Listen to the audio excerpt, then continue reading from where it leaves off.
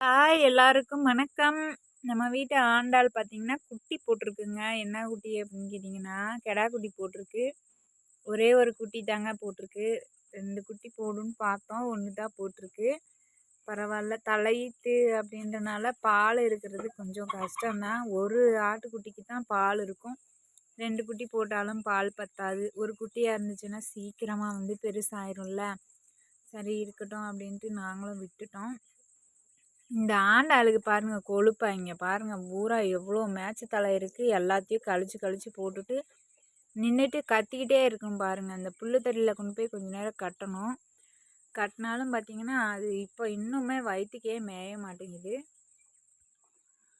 எல்லாரும் நினைப்பாங்க மாடு வளர்ப்பை விட ஆடு வளர்ப்பில் தான் நல்லா வருமானம் லாபம் அப்படின்னு சொல்லி நினைக்கிறாங்க. அது உண்மைதான். இருந்தாலும் நம்ம ஓட்டிட்டு போய் மேய்ச்சி அலைய விட்டு பிடிச்சிட்டு வந்துடணும். அது கொஞ்சம் கஷ்டம்தான். நம்ம மாடுனா ஒரு பக்கம் இழுத்து கட்டி வச்சு தீனியை போட்டுட்டு போயிடலாம். ஆனால் ஆட்டுக்குட்டியெல்லாம் அப்படி இல்லை. கொஞ்ச நேரம்னாலும் மேய்க்கணும், தலை வெட்டி போடணும், தண்ணிக்கு விடணும் கரெக்ட் டைமுக்கு. இந்த ஆட்டுக்குட்டியை நம்ம சேல்ஸ் பண்ணால் தான் அதில் ஒரு லாபம் கிடைக்கும். மற்றபடி இந்த ஆடு அப்படி இந்த ஆட்டை விற்றோம் அப்படின்னா நம்மளுக்கு அந்த முதல தான் இல்லாமல் போயிடுங்க. மாட்டில் அப்படி இல்லைங்க. நமக்கு மாத வருமானம் அப்படிங்கிறது வந்துக்கிட்டே இருக்கும். மாடு அப்படியே இருக்கும். அப்புறம் மாடு கன்றுக்குட்டி பிடிச்சி அப்படி கெடேரி போட்டுச்சு அப்படின்னா அதை அடுத்த வளர்ப்புக்கு நம்ம வச்சுக்கலாங்க.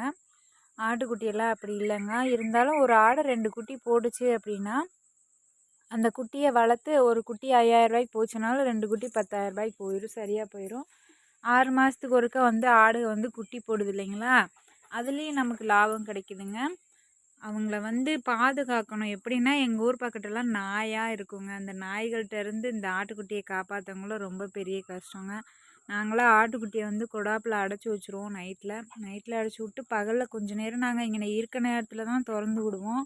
ஒரே ஆட்டுக்குட்டியாக இருக்கனால இன்னமுமே கத்திக்கிட்டு தாங்க இருக்குது.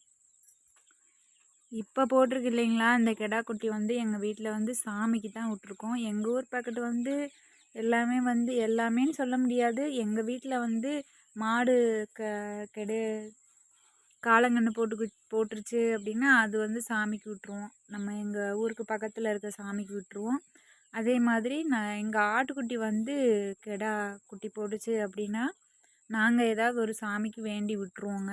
ஆட்டுக்குட்டி நல்லா பெருசாகணும், ஆடு நல்லா இருக்கணும் அப்படின்னு சொல்லிட்டு கோயிலுக்கு நேர்ந்து விட்ருவோங்க.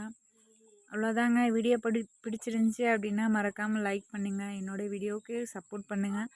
நன்றி, வணக்கம், பாய். அடுத்த வீடியோவில் சந்திக்கலாம்.